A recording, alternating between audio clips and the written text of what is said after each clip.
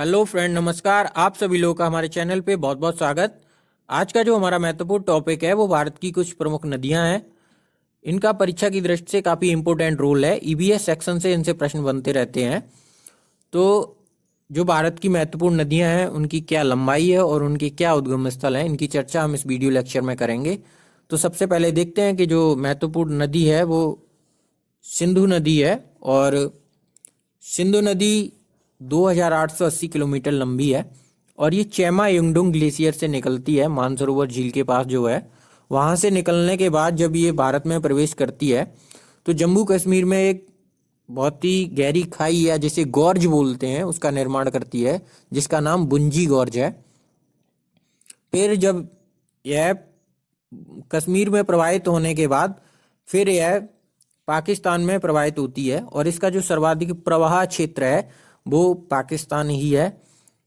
फिर यह पाकिस्तान में प्रवाहित होने के बाद अरब सागर में जाकर समाप्त हो जाती है। प्राचीन सभ्यता जिसको सिंधु सभ्यता कहते थे वो इसी नदी के किनारे पली बड़ी थी और सिंधु सभ्यता के लोग के लिए यह नदी जीवनदायिनी थी। सिंधु की जो सबसे महत्वपूर्ण विशेषता है वो इसकी 5 सहायक नदियां हैं, चिनाब, रावी, व्यास, झेलम और सतलज, जो पंजाब में प्रवाहित होती हैं। सिंधु जल समझौते के अंतर्गत भारत सिंधु नदी के जल का उपयोग नहीं कर सकता है।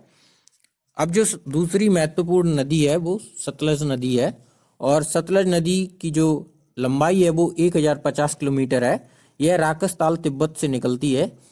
सतलज नदी पंजाब में प्रवाहित होती है और इसकी सबसे महत्वपूर्ण विशेषता है कि जो भारत का सबसे बड़ा बांध है फाकड़ा नांगल बांध वो इसी सतलज नदी पर बना है। नेक्स्ट जो नदी है वो यमुना नदी है और यमुना नदी की जो विशेषता है वो यह 1375 किलोमीटर लंबी और उत्तराखंड राज्य के यमुनोत्री ग्लेशियर से इसका उद्गम होता है, जिसे बंदर पूंछ भी कहते हैं, वहां से इसका उद्गम स्थान है। यमुना नदी की कई सहायक नदियां हैं जिनमें बेत, कैनवा, टोंस और उसके बाद यह प्रयागराज में गंगा नदी के साथ संगम करती है। ब्रह्मपुत्र नदी 916 किलोमीटर लंबी है नदी, चेमा युंगडुंग ग्लेशियर से निकलती है। चेमा युंगडुंग जो ग्लेशियर है वहां से निकलने के बाद जब यह तिब्बत में इसको सांगपो के नाम से जाना जाता है और जब यह अरुणाचल प्रदेश में प्रवेश करती है तो इसे दिबांग के नाम से जाना जाता है और फिर जब यह असम में प्रवाहित होती है तब इसका नाम ब्रह्मपुत्र होता है। इसकी जो विशेषता है यह विश्व के सर्वाधिक बड़े नदीय द्वीप जिसको माजुली कहते हैं उसका निर्माण करती है। बांग्लादेश में जब यह प्रवाहित होती है तो इसका नाम जमुना होता है और फिर जब यह ब्रह्मपुत्र की जो शाखा है इसको जमुना जो बांग्लादेश में कहते हैं, जब वो गंगा नदी में मिलती है तो उसका जो संयुक्त रूप है वो मेघना कहलाता है और यही मेघना की जो धारा है वो सुंदरवन डेल्टा का निर्माण करती है, जो विश्व का सबसे बड़ा डेल्टा है, सुंदरवन का डेल्टा। उसके बाद महत्वपूर्ण जो नदी है वो नर्मदा नदी है। इसकी जो सबसे महत्वपूर्ण विशेषता है यह 1332 किलोमीटर लंबी है और मध्य भारत की सबसे बड़ी नदी है, लंबी नदी है। इसको अमरकंटक की पहाड़ियां जो मध्य प्रदेश है वहां से इसका उद्गम स्थान है। यह नदी पश्चिम में प्रवाहित होती है और ये डेल्टा का निर्माण नहीं करती है, एक्चुरी का निर्माण करती है, ज्वारनदमुख का निर्माण करती है और यह अरब सागर में अपने जल को समाप्त करती है। नर्मदा नदी की जो महत्वपूर्ण विशेषता है कि इसके किनारे सरदार सरोवर बांध बना हुआ है और सरदार पटेल जी की सबसे ऊंची मूर्ति जिसे स्टैच्यू ऑफ यूनिटी कहते हैं, जिसकी ऊंचाई 182 मीटर है, वो भी इसी नदी के किनारे स्थित है।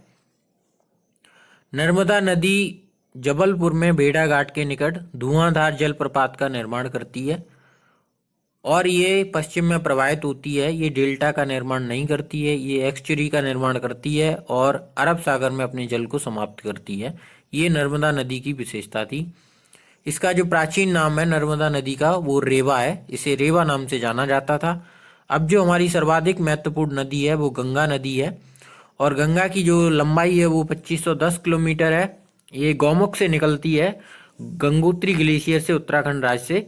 और जब ये गौमुख से जो धारा निकलती है उसे भागीरथी नदी कहते हैं और जब भागीरथी नदी में अलकनंदा नदी मिलती है तो दोनों की जो संयुक्त रूप है उसी को गंगा कहते हैं। गंगा नदी जब हरिद्वार से प्रवाहित होती है तो मैदानी क्षेत्र में प्रवाहित होती है, और जहाँ पे भगीरथी नदी गंगा में मिलती है वहाँ टेहरी बांध बना है, जो सर्वाधिक ऊंचाई पर बना बांध है भारत का टेहरी बांध, वो इसी भगीरथी नदी पर बना है, जो गंगा का पहला रूप है। इलाहाबाद प्रयागराज में गंगा यमुना के साथ संगम करती है, और बांग्लादेश में जब प्रवेश करती है गंगा तो इसे पद्मा के नाम से जाना जाता है।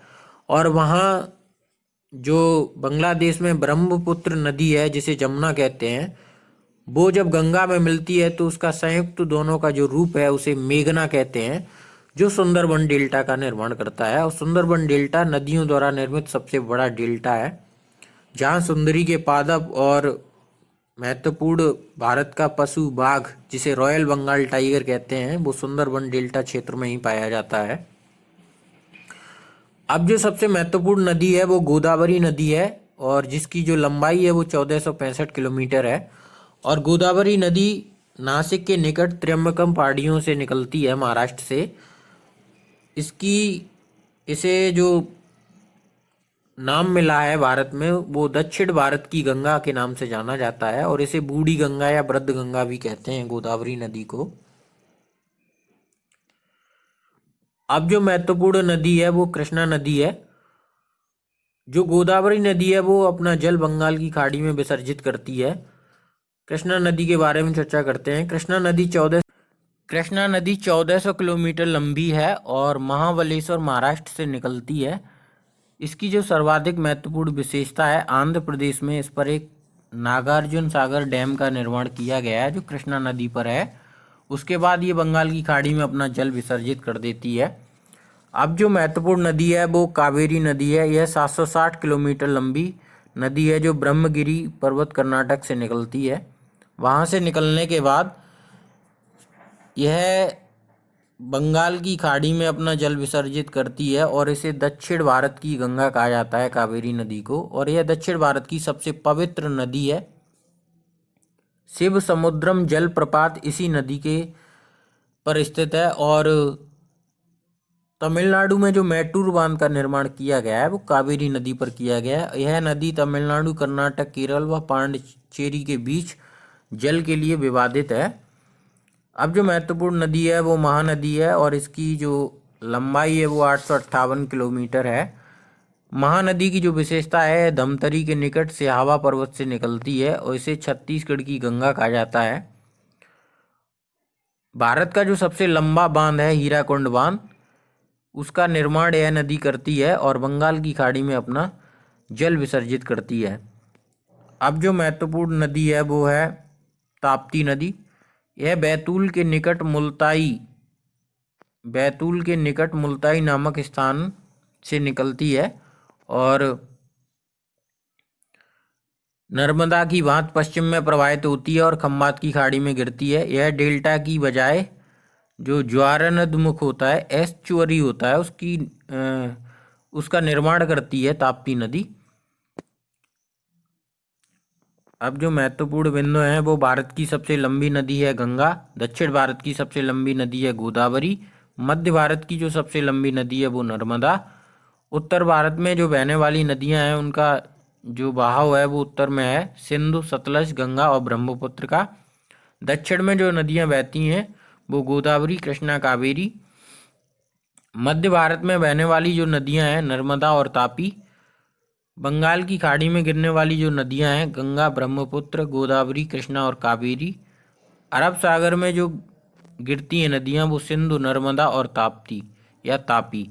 ब्रह्मपुत्र नदी सबसे बड़ा नदी द्वीप माजुली का निर्माण करती है जो असम में स्थित है। अब जो सबसे महत्वपूर्ण है वो पंजाब में प्रवाहित होने वाली नदियां हैं रावी, चिनाब, सतलज, ब्यास और झेलम। ये पंजाब में प्रवाहित होती हैं। चंबल नदी मध्य भारत में यमुना नदी की एक सहायक नदी है। यह नदी जानापाव पर्वत से निकलती है। इसकी लंबाई 1024 किलोमीटर है। गंगा नदी को बांग्लादेश में प्रवेश करते ही पद्मा के नाम से जाना जाता है, और ब्रह्मपुत्र को बांग्लादेश में जमुना कहते हैं। गंगा और ब्रह्मपुत्र की जो संयुक्त धारा है मेघना कहलाती है, और इसकी एक सहायक नदी बराक है जो मणिपुर में नदी है बराक, वो यही बराक नदी है। पद्मा से संगम के बाद जो संयुक्त धारा ब्रह्मपुत्र की बनती है उसे मेघना कहा जाता है, जो सुंदरबन डेल्टा का निर्माण करते हुए बंगाल की खाड़ी में जाकर मिल जाती है। अब हम चित्र के माध्यम से मैप में देखेंगे कि जो नदियां हैं भारत की, वो उनकी स्थिति क्या है। तो सबसे ऊपर इंडस रिवर को दर्शाया गया है, और उसके बाद झेलम, चिनाब, फिर रावी, फिर सतलज, और उसके बाद सतलज के बाद ये ब्यास, और ब्यास के बाद ये भाखड़ा डैम दर्शाया गया है। ये जो पर्वतीय क्षेत्र है ये हिमालय पर्वत श्रृंखला है। और उसके बाद जो नदियां हैं,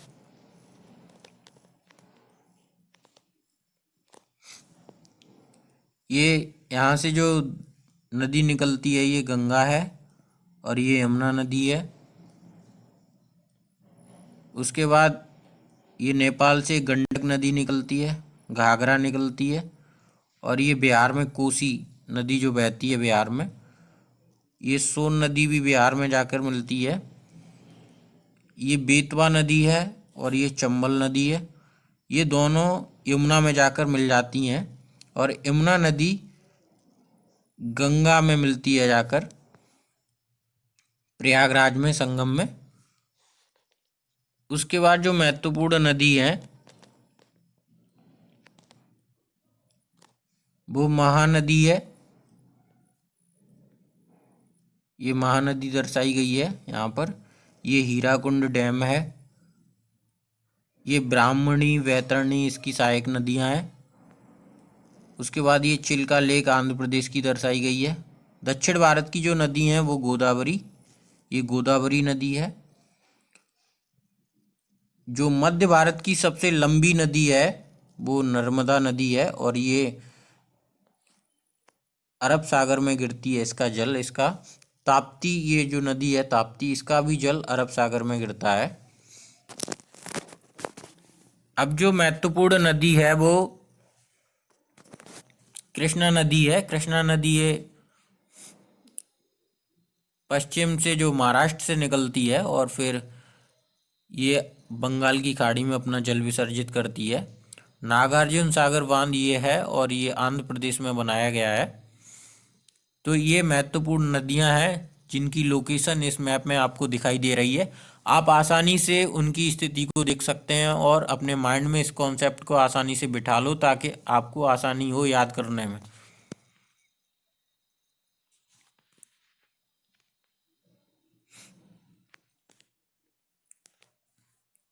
ये एक तरफ बंगाल की खाड़ी है और ये अरब सागर है। उसके बाद जो सबसे महत्वपूर्ण नदी है वो कावेरी नदी है। ये कावेरी नदी में जो मैट्टूर डैम है, ये मैट्टूर डैम दर्शाया गया है। ये तमिलनाडु में है और ये विवादित है। इसका जल कावेरी नदी का केरल, तमिलनाडु, कर्नाटक और आंध्र प्रदेश के मध्य इसका जल क्षेत्र विवादित है। ये बैंगई नदी है। ये बैंगई सबसे दक्षिण की जो नदी है वो बैंगई है। ये मदुरई जो शहर है वो उसी के किनारे बसा है, जिसे मंदिरों का शहर कहते हैं। ये भारत की महत्वपूर्ण नदी क्षेत्र थे और उनकी लोकेशन थी जो आपको मैप में दर्शाई गई है। अगर वीडियो अच्छा लगा हो तो आप सभी लोग इसे शेयर जरूर कर दें। बहुत बहुत धन्यवाद।